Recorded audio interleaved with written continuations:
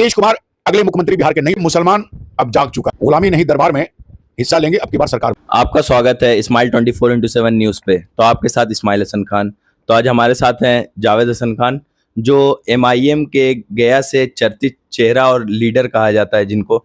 तो हमारा ये सवाल है कि NDA अभी तक अपनी CM घोषित नहीं कर पाया और महागठबंधन अपना डिप्टी CM और CM दोनों घोषित कर चुका है। तो इस पे आपकी टिप्पणी क्या रहेगी? सबसे पहले बता दें कि महागठबंधन ने जो अपना CM और डिप्टी CM घोषित किया है, ये पता होना चाहिए कि डिप्टी CM जो है उनका वोट परसेंटेज सिर्फ 2% है पूरे बिहार के अंदर, और CM जो घोषित हुए हैं उनका परसेंटेज है 14%। और जो उन्होंने घोषित किया है सिर्फ इसलिए ताकि लोगों के अंदर जो कन्फ्यूजन था कि मुख्यमंत्री कौन होगा महागठबंधन से, उसको उन्होंने दूर कर दिया। लेकिन NDA जो है वो घोषित क्यों नहीं कर रहा है? वो बार बार हमारे प्राइम मिनिस्टर और हमारे गृह मंत्री ये कह रहे हैं कि नीतीश कुमार के नेतृत्व में इलेक्शन लड़ा जा रहा है, मुख्यमंत्री का चेहरा नहीं है। वो एक बड़ा खेल होगा बिहार के अंदर, और इस इलेक्शन के बाद नीतीश कुमार को ये साइड करेंगे। जिस तरीके से महाराष्ट्र में खेल हुआ, जिस तरीके से उत्तर प्रदेश में खेल हुआ, और एक नया चेहरा सामने लाएंगे जो दलितों का नहीं होगा, किसी अपर कास्ट का होगा।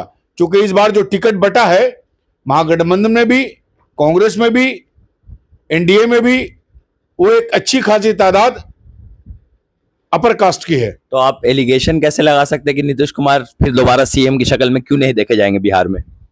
चूंकि घोषित कर चुके हैं देश के गृह मंत्री, ये घोषित कर चुके हैं प्राइम मिनिस्टर कि ये इलेक्शन लड़ने वाले लोग, इलेक्शन जो है उनका चेहरा होगा, उनके नेतृत्व में लड़ा जाएगा। मुख्यमंत्री घोषित क्यों नहीं कर रहे हैं? अगर है तो घोषित करके दिखा दे बिहार में कि अगले मुख्यमंत्री नीतीश कुमार होंगे। अगर NDA को ये क्लियर है कि भाई मुख्यमंत्री बिहार के नीतीश कुमार होंगे तो घोषित करना चाहिए ना, जैसे महागठबंधन ने घोषित किया। क्योंकि अगले मुख्यमंत्री नीतीश कुमार नहीं होंगे, इसीलिए बीजेपी घोषित नहीं कर रही है। अगर नीतीश कुमार बन जाते फिर आपकी बात के तो वैल्यू कुछ रहेगा नहीं, फिर आप बोलिएगा कि बात आपकी झूठी निकल जाएगी। ये नीतीश कुमार अगले मुख्यमंत्री बिहार के नहीं होंगे, ये कंफर्म हो चुका है। मेरा दूसरा सवाल है कि असदुद्दीन ओवैसी की जो पार्टी है AIM, तो उसमें महागठबंधन ने उनको क्यों अपने साथ नहीं रखा? चूंकि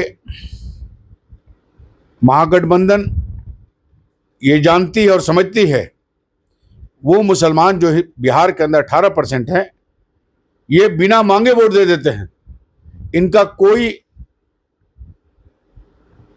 डिमांड नहीं है, ये अपने बारे में वोट नहीं मांगते कि हम वोट क्यों दें महागठबंधन को। उसके पीछे कारण ये है कि चूंकि जब AIMIM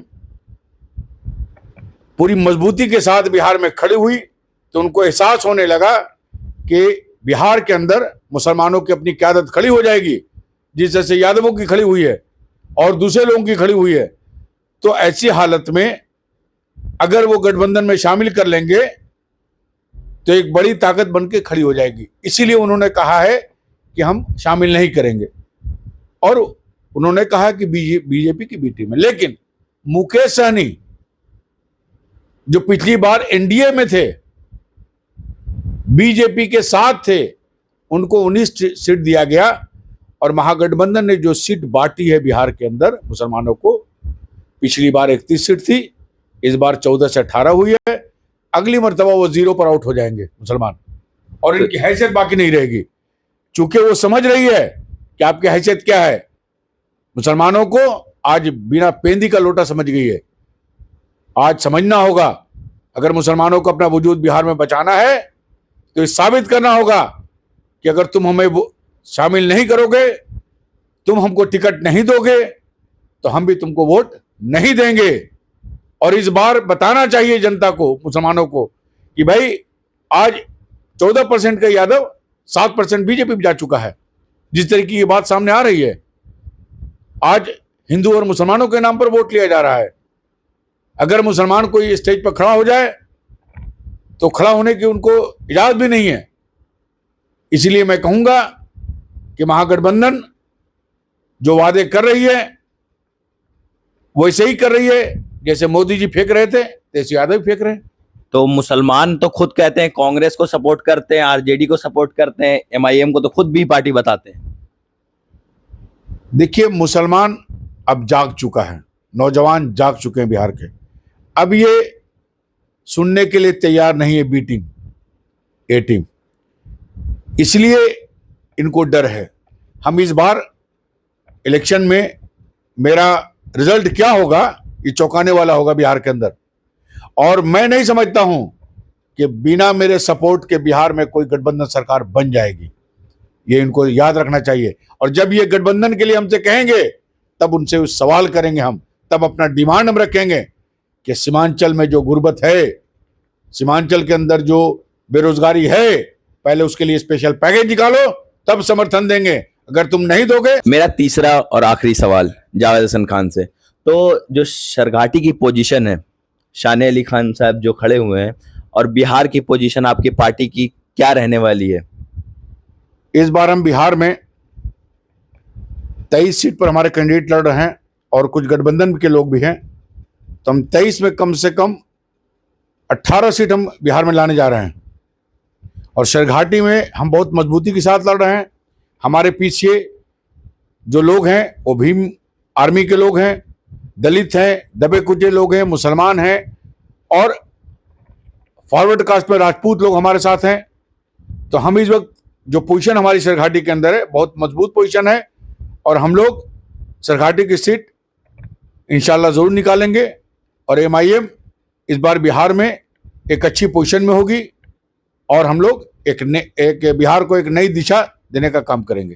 तो इतना कॉन्फिडेंस जो आप में है कि 23 में से 18 सीट आप लाइएगा, ये कहाँ से लाते हैं?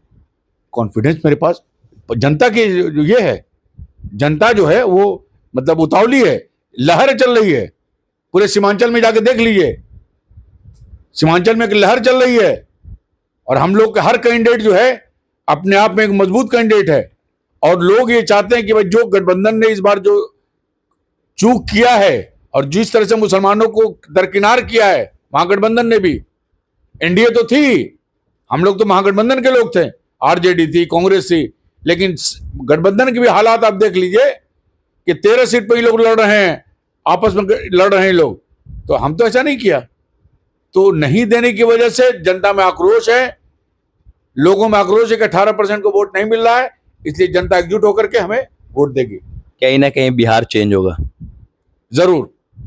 तो इसी के साथ अपनी बात खत्म करते हैं, तो मिलते हैं अगले नेक्स्ट वीडियो में। तब तक